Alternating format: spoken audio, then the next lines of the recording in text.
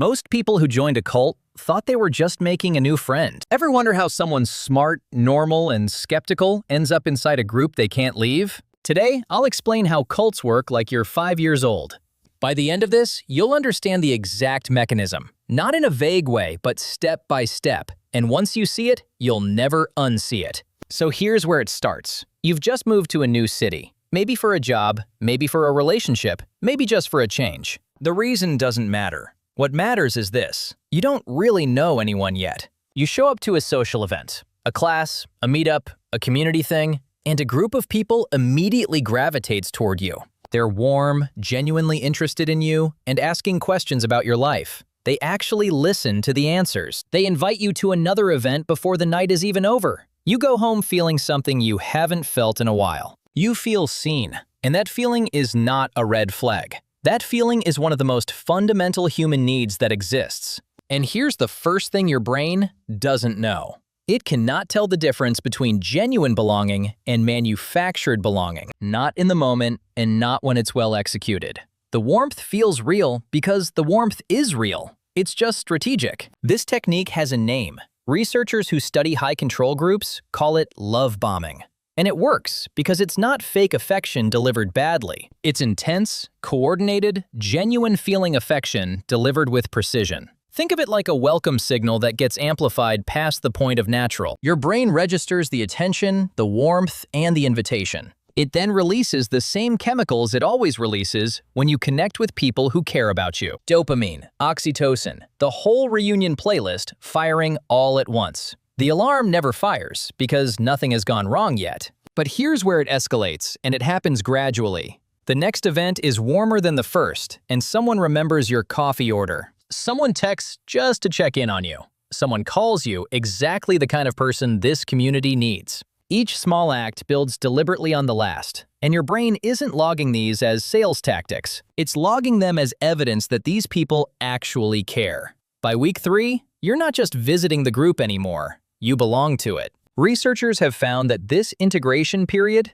those first few weeks of intensive warmth, is often the most critical window. It's when the emotional foundation gets poured. But wait, before I explain what comes next, I need to tell you something about how your brain builds identity, because that's actually where the trap is set. Not in the beliefs, but in the belonging.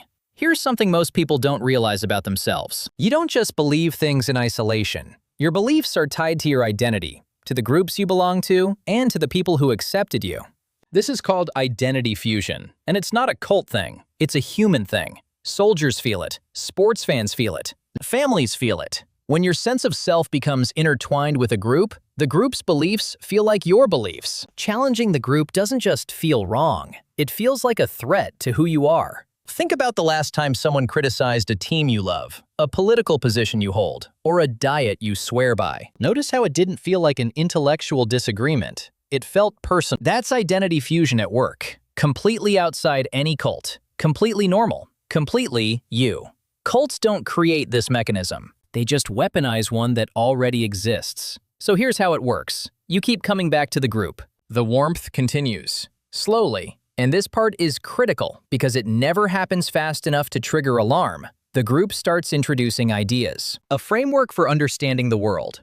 An explanation for why you felt out of place your whole life. A reason why things outside the group feel hollow. And each new idea comes packaged inside the belonging you already trust. Your brain isn't evaluating the idea in isolation. It's evaluating it from inside a relationship. And inside a relationship, the question changes. It's no longer, is this idea true? It's, do I trust the people who are telling me this? Those are completely different questions. And your brain is wired to answer the second one every single time. This is the plot twist. You don't get recruited into a cult's beliefs. You get recruited into a cult's community. The beliefs come later. By the time the really strange ideas arrive, your identity is already inside the group. Leaving the beliefs means leaving the people, and leaving the people means losing your belonging. That's not a logic failure. That's a survival system working exactly as designed. Think about what that costs. It's not just losing friends. For many people inside high control groups, the community is their entire social world. The group has gradually replaced outside relationships. sometimes gently, sometimes by design, through schedules and commitments that crowd out everything else. Studies of former cult members consistently show that the hardest part of leaving wasn't abandoning the ideology. It was rebuilding a social world from scratch, often after years of isolation from anyone outside the group. Your brain's threat detector, the part that tracks danger and keeps you safe, doesn't experience leaving this belief as an intellectual exercise. It experiences it as social death. And social death, for most of human history, was actual death. Here's the other thing working against you. Something called the consistency bias. Once you've publicly committed to something, once you've acted on a belief, told people you hold it, organized your life around it, your brain will work very hard to stay consistent with that commitment. Not because you're stubborn, because your brain treats cognitive consistency as a form of safety. Changing your mind too often signals instability. Instability gets you rejected. Rejection is dangerous. Here's a non-cult version of this. You've committed to a diet publicly. You told your coworkers, you posted about it. Now the diet clearly isn't working.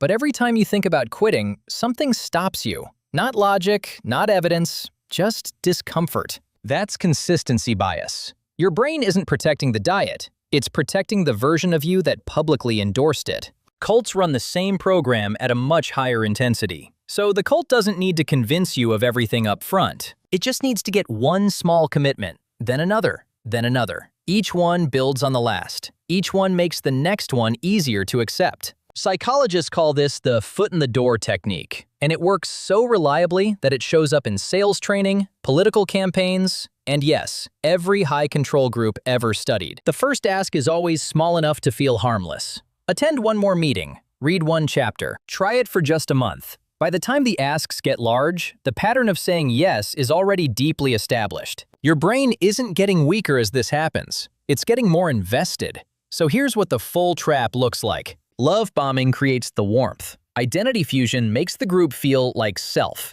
Consistency bias locks the beliefs in place. 3 mechanisms. None of them invented by cults. All of them running in your brain right now, in groups you'd never call extreme.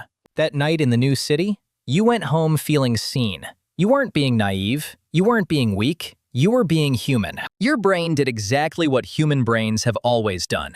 It found warmth, it built trust, and it tried to protect the connection it had formed. The mechanism doesn't feel like manipulation. It feels like connection. It feels like finally finding your people. And for a while, it genuinely is good, because the belonging was real, even if everything built on top of it wasn't. Here's the one thing that actually protects people. Not a checklist. Not a warning sign to memorize. Just one reframe. The question isn't, does this group seem extreme? Extreme is easy to spot.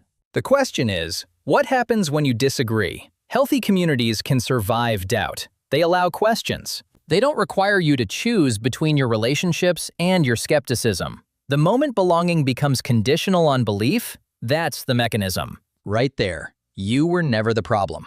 Your brain ran love bombing, identity fusion, and consistency bias exactly the way evolution built it to. It found warmth. It bonded. It held on. That's not a flaw. That's the whole design. So here's what I want you to sit with. In the groups you already belong to, the ones you'd never call a cult, how much space is there for you to be wrong?